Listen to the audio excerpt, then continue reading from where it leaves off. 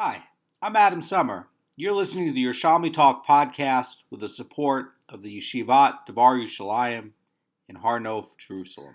This is Sheviis, chapter 6, Halacha 3. This is part 2, and if you're following along in the art scroll, we're on page 49A3.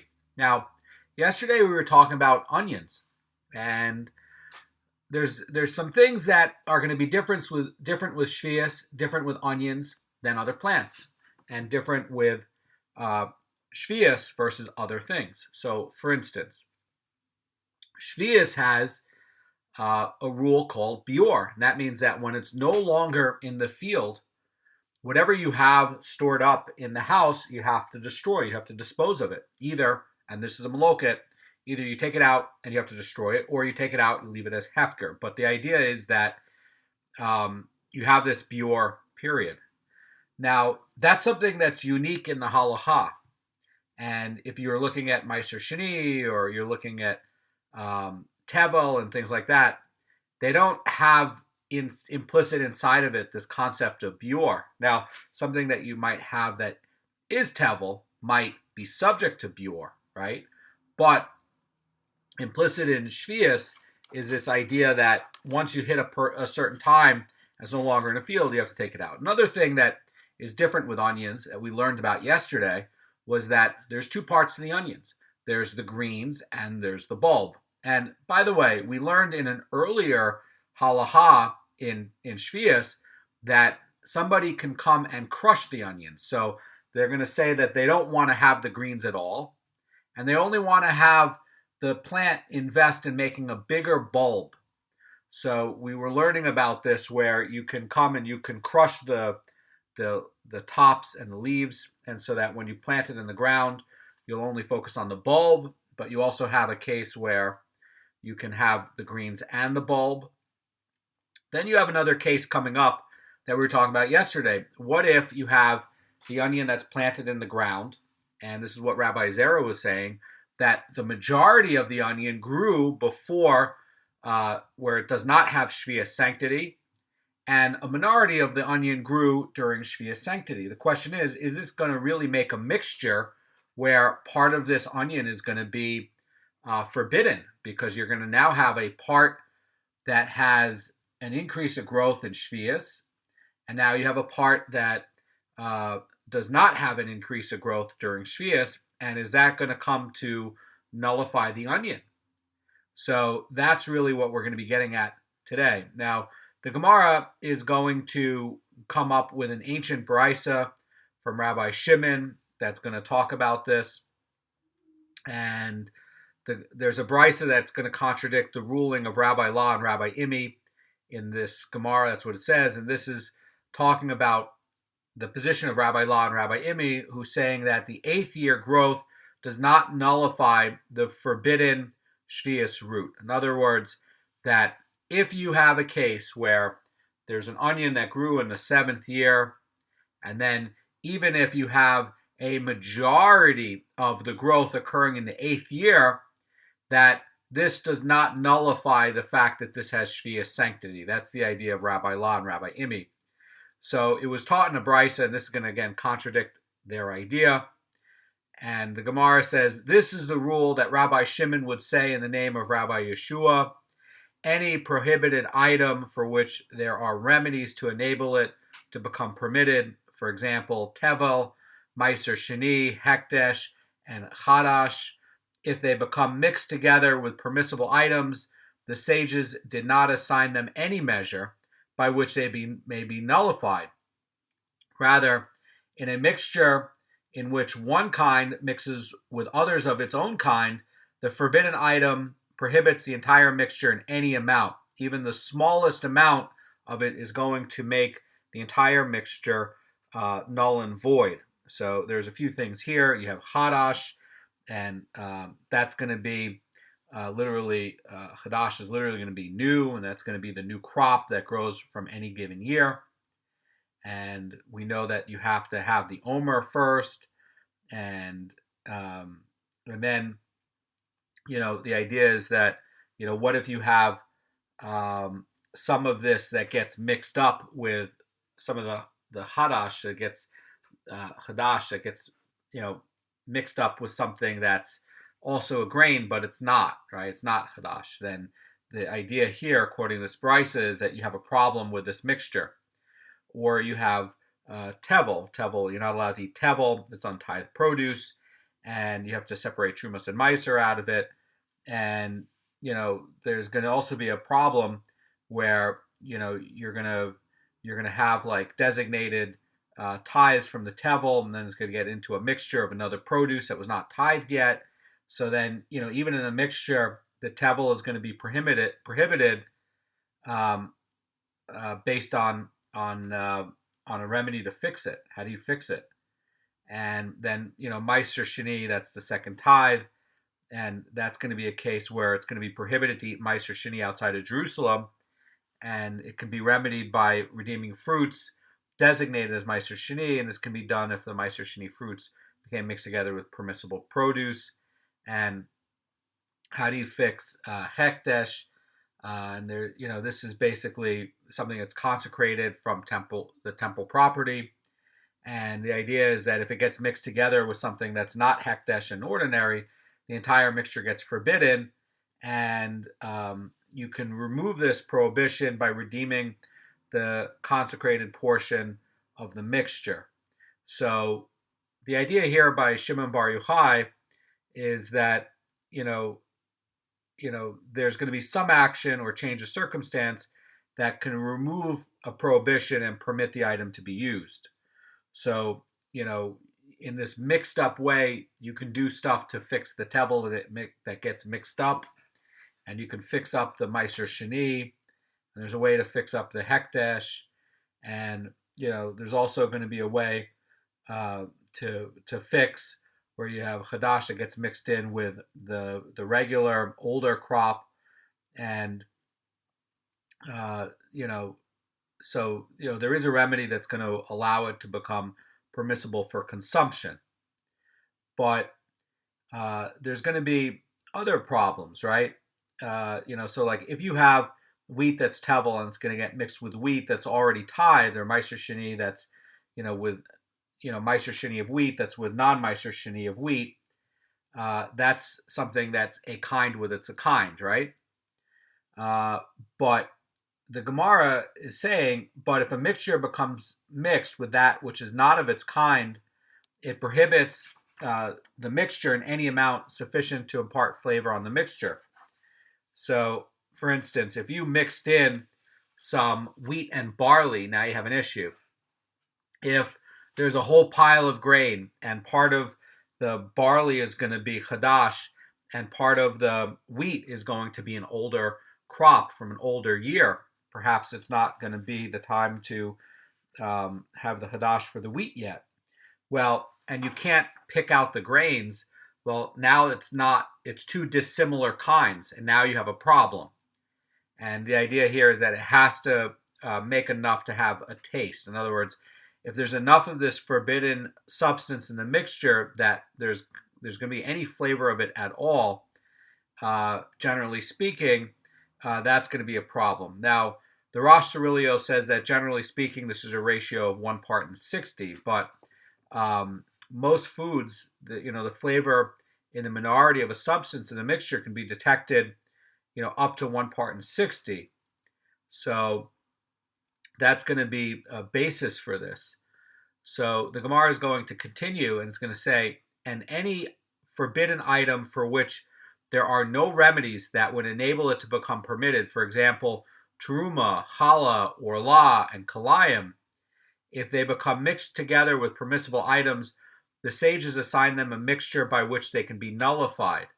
So, for instance, in kalayim, it's 1 out of 200, and over there in kalayim, it's, I believe, in chapter 1, they give a proof on why it's 1 out of 200. It's because of a double writing in the Torah, and it's comparing truma and kalayim, and there's a extra part in the part that's kalayim, so that they're saying that if truma is 1 out of 100, kalayim, because of this extra part in the writing of the Torah, should be 1 out of 200. So the Gemara is going to say that if they became mixed together with permissible items, the sages assigned them a measure by which to be nullified, and in a mixture of one kind with others of its kind. So let's say you have some kalayim of onions, and it gets mixed together with onions that are not kalayim, so that you're trying to look at this whole big pile, and you're trying to come up and say, okay, there's one kalayim onion that fell into 180 regular onions, and you'll say, okay, this is not nullified. It's 1 out of 200, right? So if there's 200 other onions, and then there's one onion that's kalayim that fell into it, it will be nullified. Why? Because it is 201 onions in total. And so that will nullify the mixture. If there's one onion and that's kalayim, and there's 400 onions that are not kalayim, the whole thing will be nullified. However, the Gemara and this Beraisa is going to continue. And it's going to say, each of the items listed becomes nullified according to its own rule. They do have rules to nullify it. And the Gemara says, but if it becomes mixed with that which is not of its kind, it prohibits the mixture in any amount sufficient to impart flavor to the mixture. So if you have a mixture of its kinds, the proportion needed to nullify it there's going to be some ratio there somewhere. So orla kalayim, it's 201, and the idea here is that like in the case of truma, it'll be 100 to 1, and this is talking about mixtures where the substances are the same.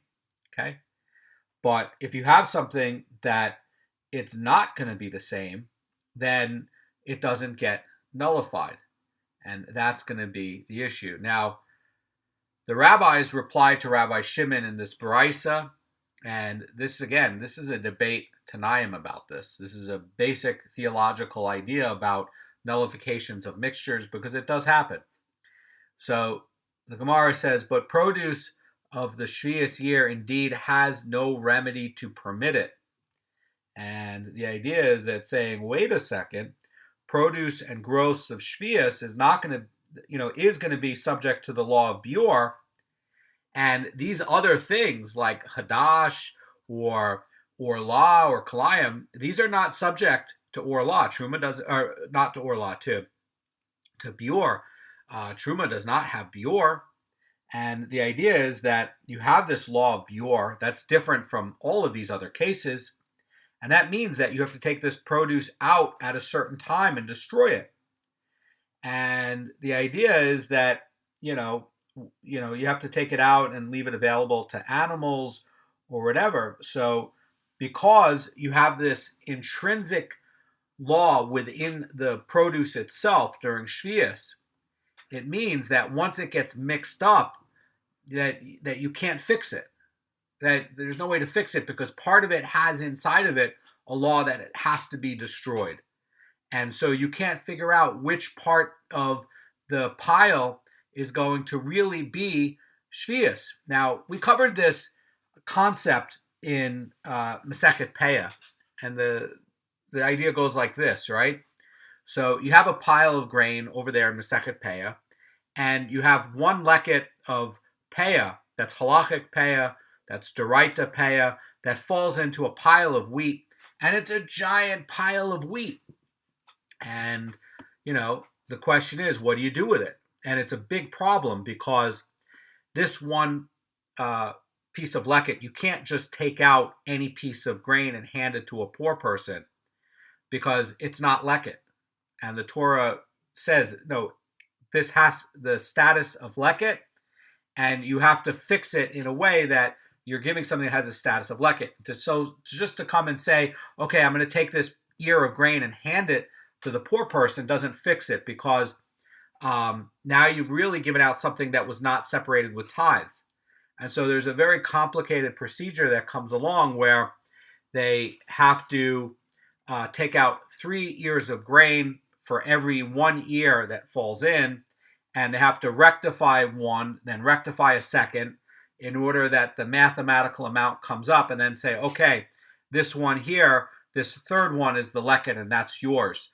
but that's the only way to fix the pile. And the pile is going to be a case where the farmer can't use it and the poor person can't use it. It just sits there without a rectification. It's a big problem. And so you have the same problem coming up over here. You have one ear that is absolutely Sheviis produce, and it falls into a whole pile of other ears. You can't just come along and say, this ear here is going to be, the Sheviis, ear, and here, here you go. Because you'd say, well, I'm going to say the same thing that I would say in Masechet Peah. I'm going to say, well, it's not this ear, it's that ear over there. Or it's not that ear over here, it's this ear over here. And so you didn't really rectify it. And so basically what you're saying is just like you have this halachic leket that's in that pile, so too over here you have this halachic Sheviis produce that's somewhere in the pile and you didn't fix it. And now the problem of Beur comes where, okay, now this date comes where it can't be in the field and you have to put it out to destroy it. Which part do you put out? You don't know which part to put out. You don't have a way to rectify it. And so the idea is that you have to take the whole pile and put it out. Big, big mess. Now, the Brisa is going to continue. And it says that they, the rabbis, replied to Rabbi Shimon and says, but the produce of the Sheviis year indeed has no remedies to permit it, and yet the sages did not assign any measure by which it becomes nullified. Rather, it prohibits the mixture into which it falls in any amount and is never nullified as taught by the Mishnah in Halacha 7.2 in Sheviis. In other words, that Sheviis produce, according to the Rosh Cirilio, is prohibiting a mixture with its own kind, even in the smallest amount. And there's no way to fix it, according to the sages. And this is contradicting Rabbi Shimon's rule that a forbidden item, which has no remedies to permit it, can become nullified. And Rabbi Shimon is actually going to make a response to this, and he's going to say to them, he says, no, your question is based on an erroneous understanding of the law taught by the Mishnah that we just mentioned. And he says that if you are discussing the law of Sheviis, what they said was that it prohibits in any amount only in regard to the requirement of Beur, and that is in regard to the requirement to remove Sheviis produce from one's possession at the Beur deadline. So any mixture containing even the smallest amount of Sheviis produce is going to be subject to this requirement of Beur. And the Gemara says, but in regard to eating, that is regarding the consuming of the food in which Sheviis produce became mixed together before the time of Beur, the Sheviis component of the mixture prohibits only when it is in an amount sufficient enough to impart flavor to the mixture. And so Rabbi Shimon is saying that if there's not enough to impart flavor in the mixture as a whole, it's going to be nullified and the mixture is going to be permitted. And so the idea would be that Rabbi Shimon's general rule would be correct, but this is only talking about up until you can still eat it. And Rabbi Shimon would basically be holding that, no, Beur, is a magical deadline that's in there, and that, if you're doing it during the time that it can be eaten, that, okay, if it's enough to impart flavor, then you have a problem. If it's not enough to impart flavor, you don't have a problem. But both would agree that once the time of Beur comes, you can't figure out which is which. And even Rabbi Shimon Bar Yochai would be agreeing that you have to take the whole pile and put it out because you don't have a way to rectify it. His solution is just to say that if you have a case where you can't taste the amount of the mixture that got mixed into it, it doesn't impart enough flavor, and to the whole, then basically what he'd be saying is that the Sheviis produce would either become nullified or not become nullified, depending on whether it's going to impart flavor to the mixture or not. So the Gemara is assuming that Rabbi Shimon's statement regarding the Sheviis produce applies to all kinds of mixtures of Sheviis and non-Sheviis produce, including mixtures that would result from a non-Sheviis growth exceeding the Sheviis root. So you can see here, this really is connected to the onion. Why? Because you have a growth of an onion that happens over 2 years, either the 6th and 7th year or the 7th and 8th year. And how can you tell the difference on the flavor from the 8th year growth versus the 7th year growth? Another point about it is that you're going to look at, at the halacha, and we can see that dissimilar things are going to be treated in a dissimilar way for a mixture. And we were just covering in the halacha that the greens and the bulb have to be treated like two different plants, has two different sets of things going on to it. So the idea here is that perhaps this 7th and 8th year onion that's sprouted can even be treated like this dissimilar mixture, where you're having the scallions as one part of the mixture and the bulb as the other part of the mixture. And so we have a big problem here, because we have this 7th year onion and gets uprooted and it gets replanted in the 8th year. And then you have growth that comes in the 8th year. And let's say the growth in the 8th year is bigger than the growth in the 7th year. So then the question is, would this bulb become nullified and it would nullify the entire onion? Or would it be permitted like non-Sheviis produce? That, by the way, is the idea of Rabbi Zera. And so the question is, Rabbi La and Rabbi Imi are saying, no, it doesn't get nullified. It's nullified. You can't use it.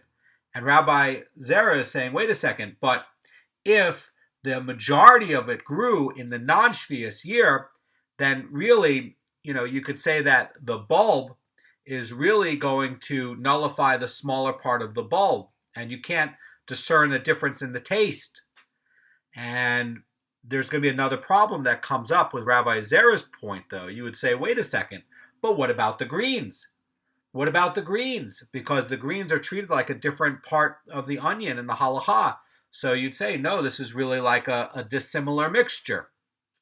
So we're going to be getting into what happens when it gets mingled. And it seems to me that the only way to fix Rabbi Zera's point is to talk about crushed onions. In other words, these onions that don't have a component that has this green part that comes out, because the problem is that it makes a mixture of dissimilar parts, and you fall into what Rabbi Shimon Bar Yochai is trying to describe, that the sages are saying that if you have wheat that falls into barley and it's enough to discern a taste, you can taste the forbidden thing in there, you have a big problem.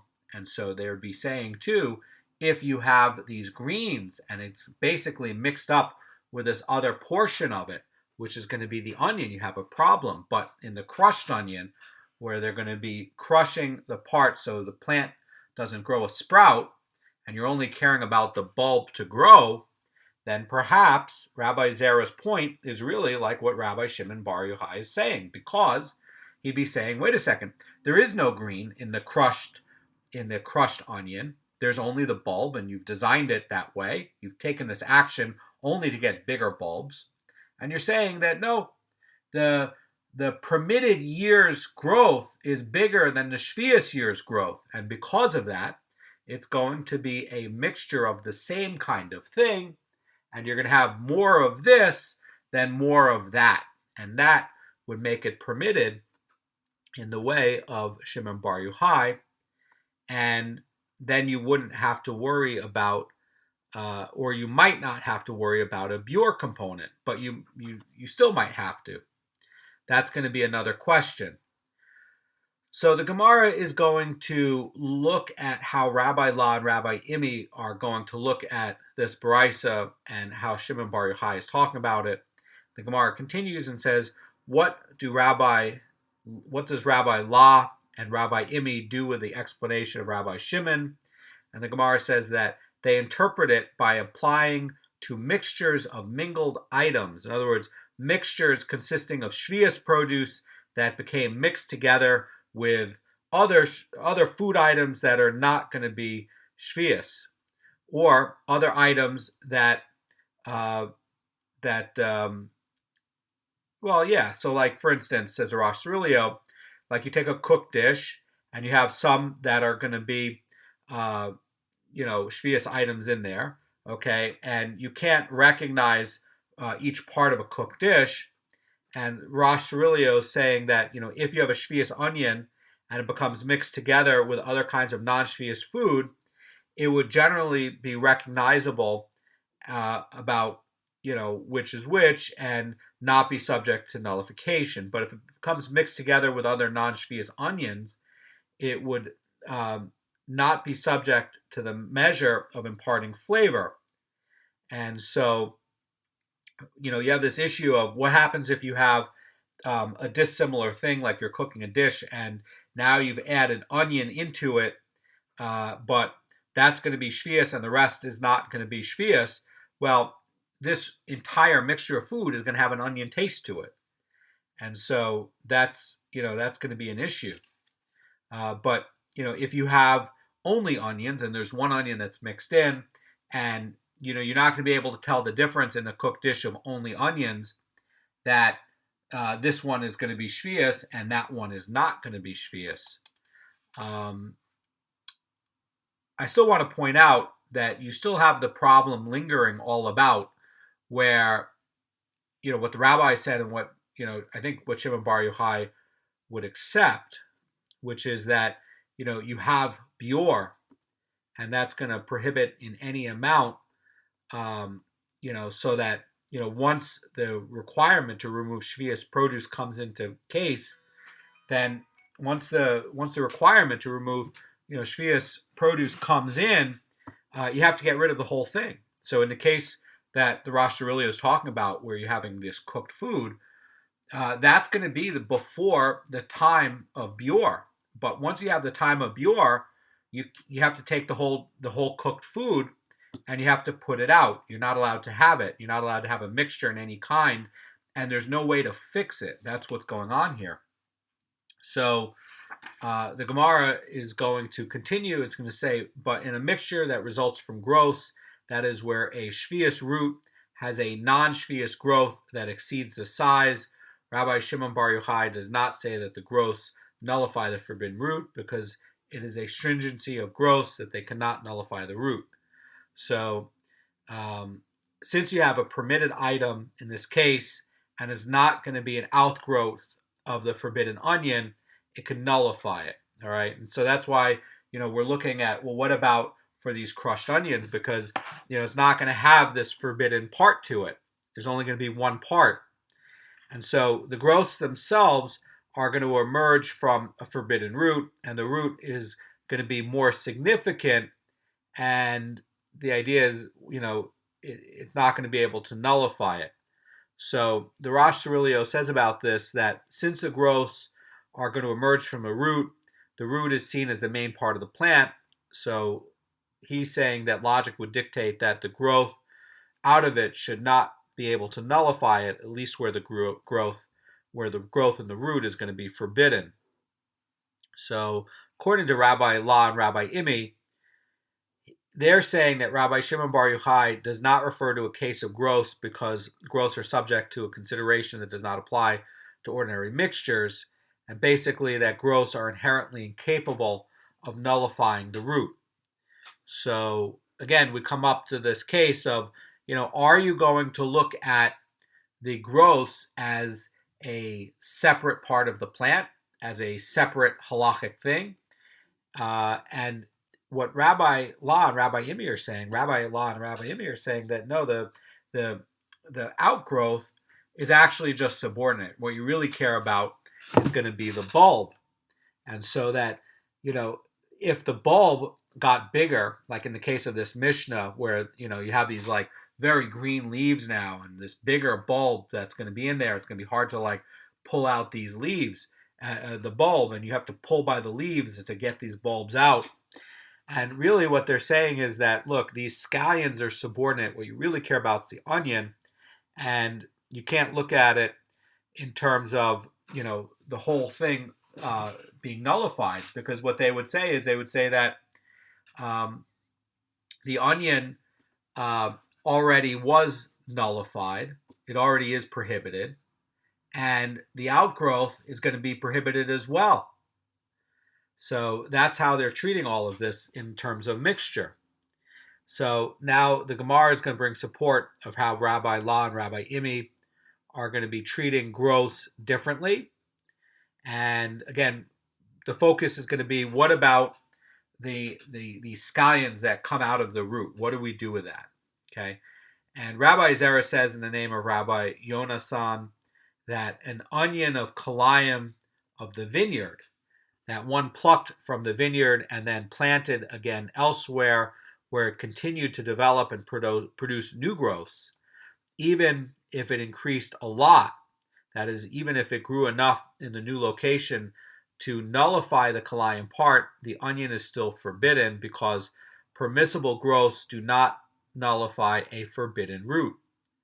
And that basically is going to support Rabbi La and Rabbi Imi. In other words, they're saying that the Sheviis onion, okay, that's very good because it grew in Sheviis. But now you have, after Sheviis, in the 8th year, and they're saying that the growths don't nullify the fact that it's already Sheviis. In other words, he's saying that it grew into the 8th year, very good, but it was already prohibited. It's already got Sheviis sanctity. So the fact that it's growing this new growth, it's still Sheviis. It doesn't make a majority that nullifies the root. And the idea implicit in it is that, no, these growths are subordinate. And you can't take it as a whole. In other words, you can't say that the greens and the onion combine. And you can't say that now you have a majority where you have, the whole thing is really just the same. And now you have, more of this growth coming and it's going to be a bigger size than the onion. Therefore, this is in the 8th year and that's in the 7th year. And the 8th year growth is enough to nullify it. Rabbi Imi and Rabbi La are saying, no, this is already forbidden. And the fact that you grew out of it doesn't matter. It's still forbidden. Okay. In the case of Rabbi Zera's point, Rabbi Zera would be saying that if you had the outgrowths of it, that perhaps you could look at the whole thing and say that the whole thing that grew in the 8th year is enough to nullify it because the majority of it. And he might say that these greens are not going to be subordinate. Now, in the case of having these non-crushed onions, that becomes very problematic. In the case that you have the crushed onions, then the question says, well, wait a second. If I only cared about the bulb growth, only about the size of the onion in the ground, I don't care about the greens. And you're saying that, wait a second, no. I have this onion, it grew in the 7th year, fine. But the majority of the growth of this bulb, and there's no scallions to mix up this measurement at all. There's only the bulb growth. Rabbi Zera is saying, no, if the bulb grew the majority in the 8th year, that's going to be enough to nullify it. You have the same taste. It's the same kind. It would nullify. I think Rabbi Zera would also be saying that, and the greens can also help to nullify this mixture. Rabbi Imi and Rabbi La are saying, no, it grew out of a forbidden growth, and anyway, those greens are not the same kind. They're subordinate. You really care about the bulb. Very nice that you're going to get some use out of the greens, but that's not really why you're planting onions. You're planting onions because of the bulb. So the Gemara is going to challenge this position of Rabbi Zera, and he was saying that the new growths of the post-Sheviis year in the 8th year can nullify the Sheviis status of this original onion once they've exceeded it. So again, Rabbi Zera at this point would be concluding that the greens are going to help in calculation of what is going to be a majority of growth.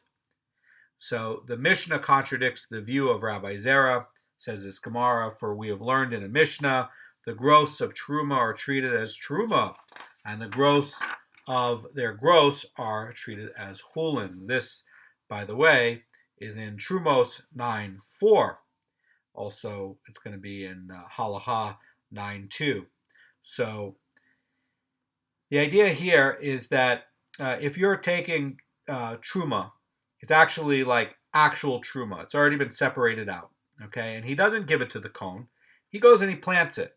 And his idea is that he's going to try to profit on it. It's a farmer who he did separate it. He didn't do the final part of the mitzvah, which is to give it to a Kohen. And he's gonna try to, he's gonna try to play a game where he plants the truma, and he's gonna say, oh, now I have all these non-truma growths, and he can use it to himself. Okay, and the rabbis said, no. This truma, was supposed to go to the Kohen. You didn't put it to the Kohen. You put it in the ground, and you can't expect that you going and planting it is going to go clean it. He's saying that because these growths came from truma, what did it grow now? It just grew more truma, and all of it belongs to the Kohen. So what did you do? You took your field, you took your water, you took your space allocation. In other words, you have less space to grow produce that you can use. And all you did is grow something for the tribe of the Kohanim. And the idea is that, let's say you grew potatoes. You took one potato that was truma. It was separated but not given to the Kohen. And the nature of potatoes is it splits and it splits and it splits and it splits. And you have a whole pile of potatoes the next year. Very good. So you took this one and now you have a whole pile of potatoes that grew. It all came from the one potato that's truma. Now all of it is truma. It didn't nullify.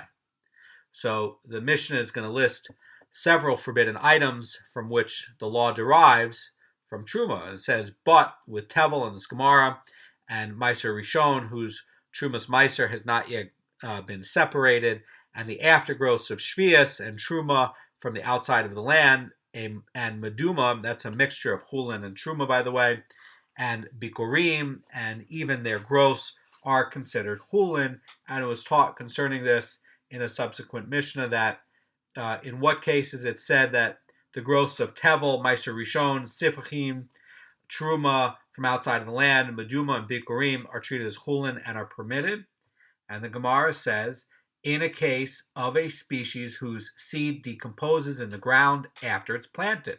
So, let's say you have wheat. Okay, you plant wheat in the ground. The seed will germinate a new plant, but the husk and the hull and all the other parts that don't germinate, they decompose in the ground. Okay, now, if you have another thing like an onion, once you plant an onion will not decompose in the ground. It might sprout, it might split and make new onions, but it's not going to decompose in the ground. Does not have the same implicit nature that a wheat seed has.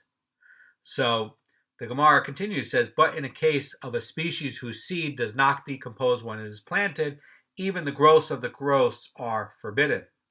So the idea here is that if you took garlic or you took onions, what's going to happen is it's going to make more bulbs, or like the potato example.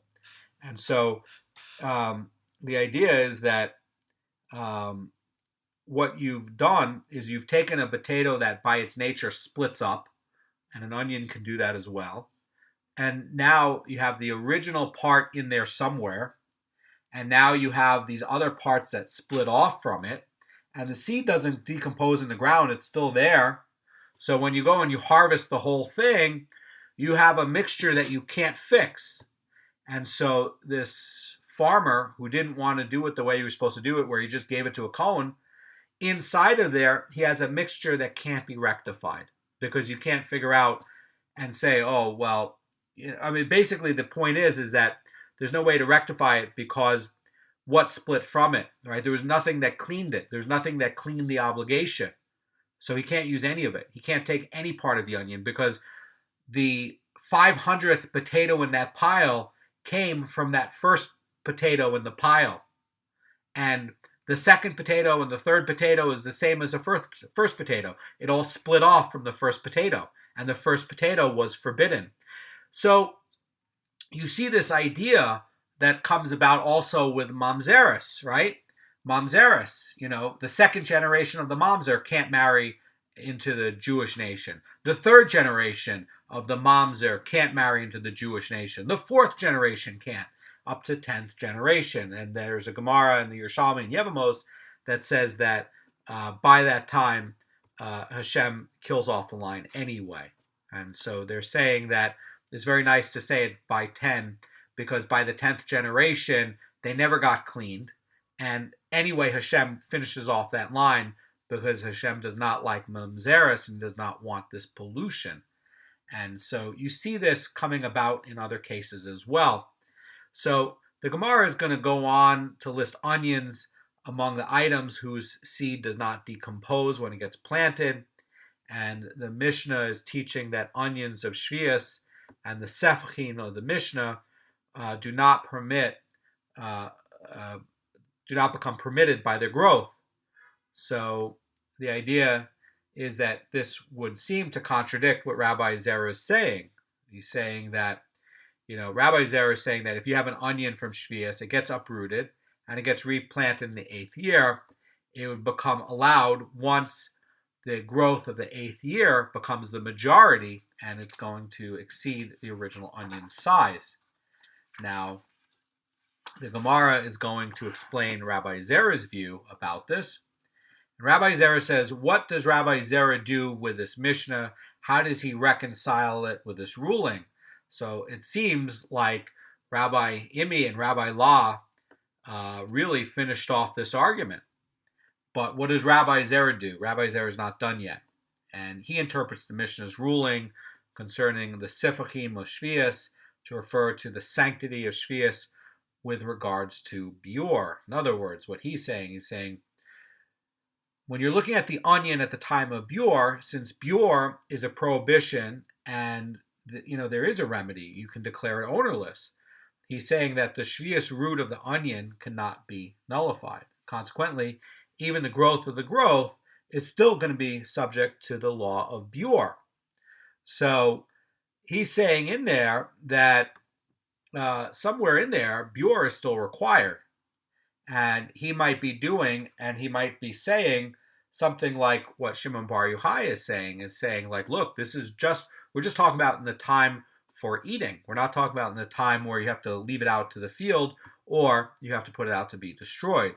And the Gemara says, but in regard to eating the onion before the time of Beur, Rabbi Zera maintains that once the amount of new growth in the post-Sheviis year exceeds the size of the original onion, it is going to be allowed. In other words, when you look at sefachin, which, by the way, is going to be a d'Rabbanan thing, it has no remedy. And the new growth from which an onion would come out of it after Sheviis is going to be able to nullify the sefachim prohibition on the root.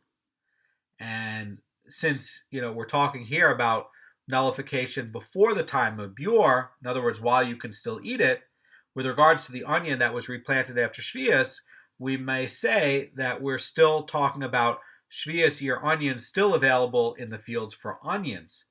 But I think Rabbi Zera would even agree that once you have the time of Beur come about, now you have a problem. And I think that nobody's arguing with the case of Beur. Nobody's arguing that somehow these onions have become nullified of Beur. And Rabbi Kanievsky says about this that even Rabbi Zera agrees that growths do not nullify the root, except in the case of Sheviis. And the Gemara's question was only from Sheviis, and that has been resolved. So, the Mishnah is basically stating that for species whose seeds do not compose like an onion, the growths of the growths are going to be forbidden. But again, we're talking about, and Rabbi Kanievsky is saying he's saying Rabbi Zera would agree that growths do not nullify the root, except in the case of Sheviis.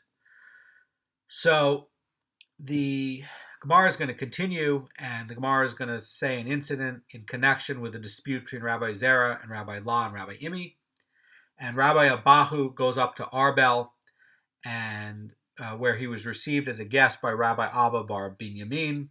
And while he was there, he came and he asked about these onions, which had grown during the Sheviis year, and then they developed new growths during the post-Sheviis year, just exactly like what his master was dealing with. In other words, Rabbi Abahu was the student of was a contemporary of Rabbi Zera and learned from Rabbi Zera, and now he sees this right in front of him. And the Gemara says, and he ruled for them in accordance with the ruling of Rabbi Zera, that once the amount of new growth in the post-Sheviis year exceeds the size of the original onion, it is permitted. And he later saw that they were preparing to rely on him in the practice for onions in general. And he said to them, I spoke only of crushed onions and not about onions whose original Sheviis root was still intact. So what he's saying no. In some ways, Rabbi Imi and Rabbi La are right. You can't allow this green part to grow out because you would say it's subordinate. And you would say that really it's an outgrowth of something that's going to be forbidden. And he's saying, no. I want it to be treated really like how Rabbi Zera was talking about it. And he's saying, let's assume there's no growths, okay? I don't want to get into this problem of Rabbi La and Rabbi Imi, says Rabbi Abahu.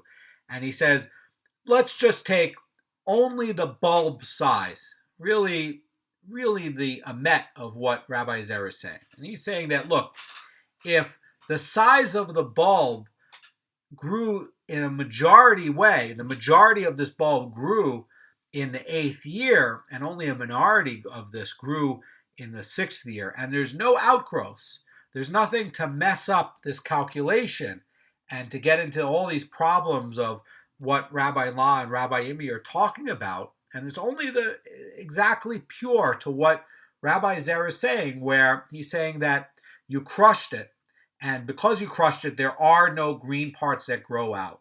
And the majority of this onion grew in the 8th year, and only a minority of it grew in the 7th year. And he's saying in this case, it's going to be like Rabbi Zera, because the majority of it is going to nullify the minority of it. In other words, that the taste is going to be the same, and it's like and like. In other words, the majority of the growth of this like thing, which it being the same onion itself, the majority of it growing over in the 8th year is going to nullify the onion over there. That's the idea. It only comes about, by the way, if they crush it, according to Rabbi Abahu, so you don't get into this messiness of the greens.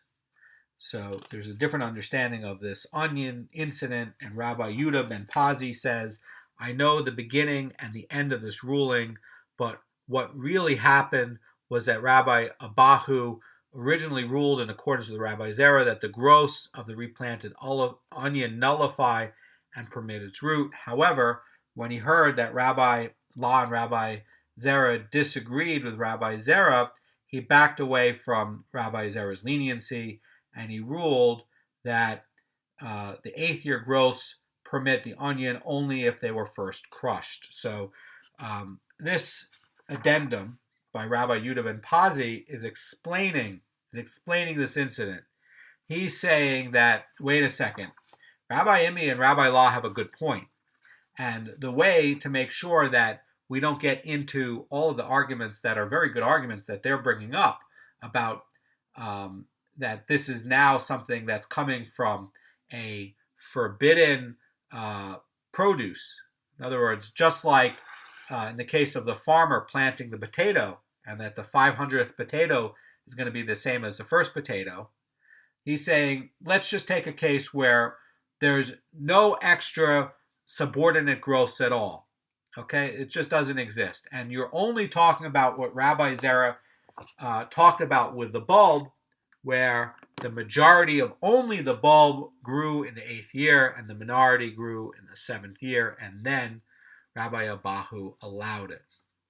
Now, I know that maybe this is not the most exciting topic. I think it's really exciting, but this kind of thinking is Talmudic thinking. And the Chazan Ish says in his book, in Faith and Trust, that the highest form of worship in Judaism is to try to get halachot and understanding of the halachot and the deep aspects of it, even if sometimes it's very hard to understand or knotty, and to work on it, because we are commanded to build fences to protect the laws and the commandments. And the best way to build a fence around the mitzvot and commandments is to learn them. And this is actually one of the most beautiful parts of Judaism, is to take a very complicated Gemara and try to work through it. So have a great day, and what we're doing is virtuous.